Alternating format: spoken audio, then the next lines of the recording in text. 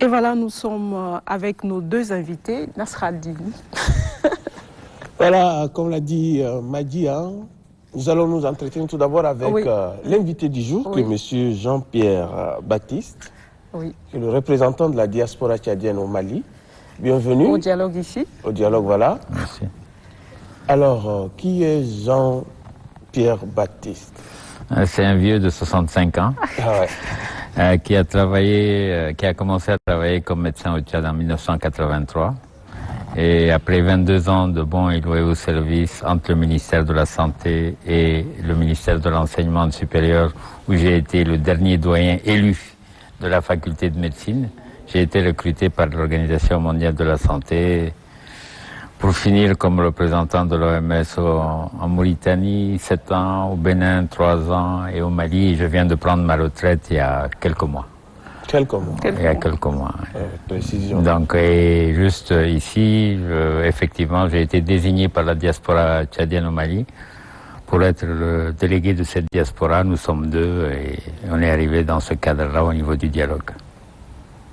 D'accord. Vous êtes le délégué, on va dire, vous êtes délégué pour représenter la diaspora tchadienne pour ce dialogue.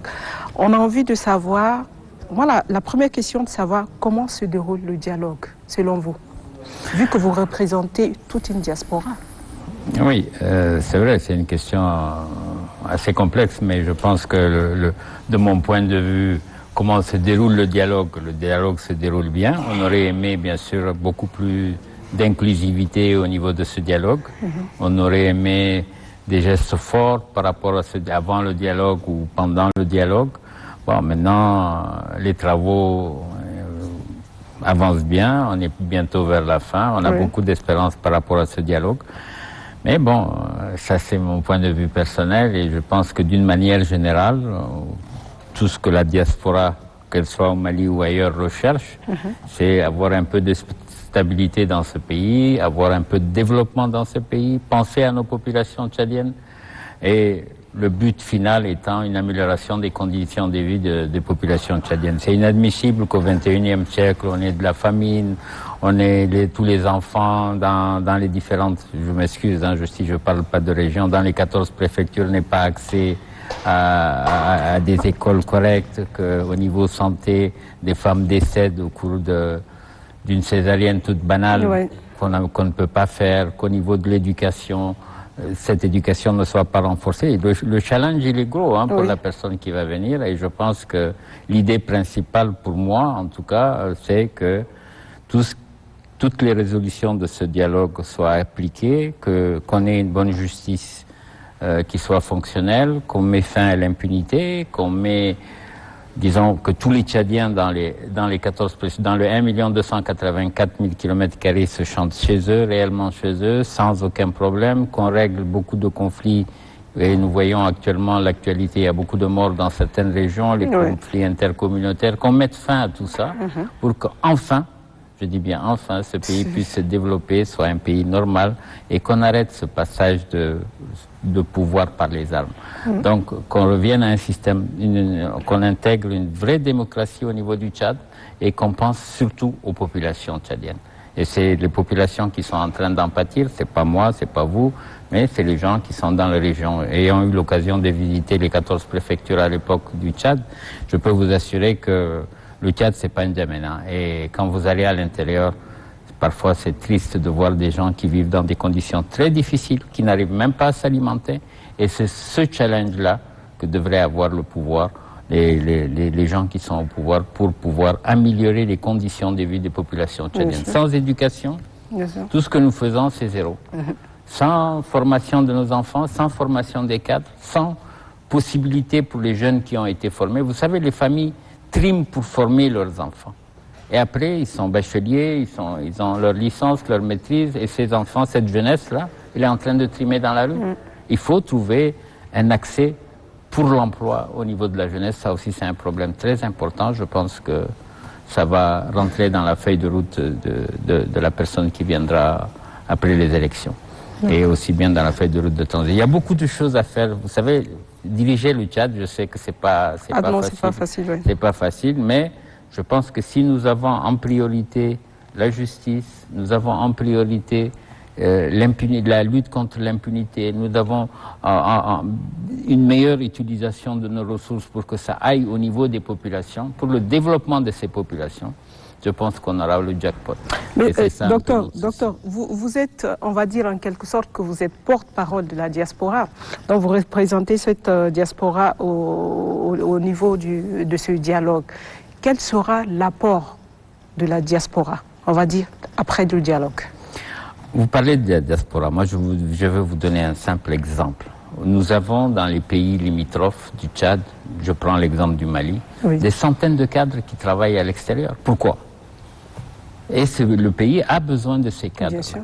On a besoin de ramener ces cadres-là pour qu'ils amènent leur pierre à l'édifice de la nation tchadienne. La notion de nation tchadienne, elle doit être renforcée. Oui. Ramener les cadres pour qu'ils apportent leur pierre à l'édifice Tchad, c'est très important pour moi. Parce que nous avons... Le Tchad, c'est un pays... je ne vais pas vous dire c'est quoi le Tchad, mais ayant eu l'occasion de visiter pratiquement toutes les régions, on a beaucoup de potentialités. Potentialité pas seulement des ressources au niveau financier ou au niveau minerai ou tout ce qui s'en suit, mais les ressources humaines. Nous avons énormément de cadres à l'étranger, je peux vous assurer, qui ont des niveaux assez élevés par rapport à ça. Et surtout quand nous voyons la jeunesse tchadienne actuellement. Qu'est-ce que vous avez? Vous avez plein de diplômés sans emploi. C'est inadmissible. Vous avez plein de médecins qui ont fini, qui ont leurs études, ils ne sont pas intégrés. Et c'est pour ça que c'est à l'État de chercher des opportunités pour que cette jeunesse puisse apporter sa pierre, sa contribution, que ce soit dans le secteur privé, que ce soit dans le secteur public, que ce soit au niveau de la fonction publique. Nous avons besoin de cadres et nous avons des cadres. C'est ça le drame où vraiment il faut qu'on trouve des solutions concrètes. Et à la place de la personne qui dirige ce pays-là, je sais qu'il est submergé il doit être submergé de problèmes, parce que même si vous prenez le secteur privé, il faut que nous créions les conditions nécessaires pour que ce secteur privé puisse se développer. Sans ça, on n'avancera pas. Et on est fatigué de refaire les mêmes choses chaque 10 ans, chaque 15 ans, refaire des dialogues, refaire des conférences nationales. Non, il faut qu'on arrête ça. Il faut qu'on arrête cette passation de pouvoir par les armes. Il faut qu'on devienne un pays... Concrètement, qu'est-ce que vous proposez? Ce que je propose, c'est qu'il faut qu'on mette l'accent sur le développement. Qui dit développement?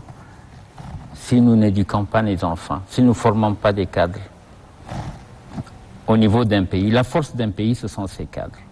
Et malheureusement, ce que nous constatons, c'est que le niveau de l'éducation a baissé, drastiquement baissé. Ouais. Moi, je me rappelle, quand on était au lycée Félix Eboué, mais ça date de...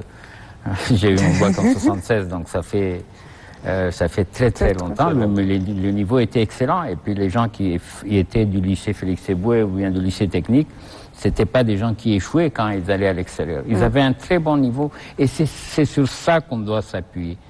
Former nos enfants. Tant qu'un pays qui n'a pas de formation adéquate pour ses enfants, qui n'a pas de porte de sortie pour les diplômés, pour que cette jeunesse-là puisse apporter sa pierre. Vous prenez l'agriculture. Je prends des exemples concrets. L'agriculture. Aujourd'hui, avec un minimum d'intervention, le Tchad serait pratiquement le grenier de l'Afrique centrale. Ce n'est pas le cas. Vous prenez l'élevage. Regardez le cheptel que nous avons. Mais qu'est-ce que nous en faisons concrètement? Est-ce que nous avons des petites industries? Je prends l'exemple du BET que je connais bien par rapport aux dattes fraîches. Est-ce que nous conservons ces dattes fraîches-là? Il y a une période bien déterminée, on est obligé de les manger, sinon on balance. Alors qu'avec des petites et moyennes entreprises au niveau de chaque région, et chaque région a sa spécificité, prends le tourisme. Moi, la première fois que j'ai quitté N'Djamena, quand je m'occupais du programme tuberculose, je me suis retrouvé devant les chutes Gautier au Mayo-Kébi. Je me disais, mais où est-ce que je suis? Franchement, il y a beaucoup de potentialités, que ce soit dans le sud, que ce soit dans le centre, dans l'est, dans l'ouest, dans le nord. Vous allez au patrimoine de l'UNESCO dans le nord, mais je peux vous assurer que ça, ce sont des choses que nous devrions développer. Mais on peut développer comment? En développant le tourisme. Ça ne demande pas des milliards, c'est des choses simples qui pourront bénéficier aussi aux populations de ces régions. C'est ça où je pense qu'il y a beaucoup d'efforts qui doivent être faits. Le dialogue, c'est bien. On va prendre des résolutions, mais il faut que ces résolutions soient mises en œuvre. Il faut qu'il y ait un suivi correct des décisions qui seront prises au dialogue qui est souverain. Donc, je ne vais pas rentrer dans tous les détails possibles et imaginables, mais je suis quelqu'un d'optimiste en général. Je me dis qu'on ne peut pas aller plus pire que ça. Donc la situation ne peut que logiquement, ne peut que s'améliorer avec une bonne volonté politique, avec une prise en compte des intérêts et surtout de la population tchadienne. Et ce n'est que comme ça qu'on pourra développer ce pays. Et chacun d'entre nous, je dis bien que ce soit nous les retraités, que ce soit les jeunes, que ce soit les personnes qui sont à l'extérieur, ils peuvent apporter cette contribution-là à ce pays. Et je pense que ce n'est pas les opportunités qui manquent. Il faut créer les opportunités, surtout pour cette jeunesse. Vous faites des études, vous revenez avec un diplôme, vous n'avez pas de travail, vous êtes obligé de changer carrément de domaine. Il y en a qui se transforment en conducteurs de moto, conducteurs de taxi. C'est inadmissible, des maîtrisards, des gens qui ont leur doctorat, qui ne travaillent pas. Et je pense que cet effort-là doit être fait en ayant à l'esprit une chose. Moi, je suis du domaine médical, donc je peux dire que je connais un peu ce domaine au niveau du Tchad. C'est inadmissible qu'on ait on a l'un des taux de mortalité infantile les plus élevés en Afrique. Pourquoi?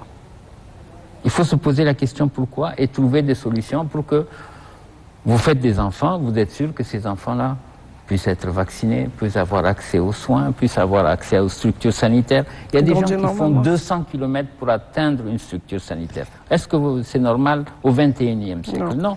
Alors là, nous espérons qu'au sortir du dialogue national inclusif, toutes ces recommandations seront appliquées, seront mises en œuvre pour qu'on puisse vraiment ne pas revenir et puis parler de tout ce souci qui que ça ne soit pas des mots, mais que ce soit plutôt des actes.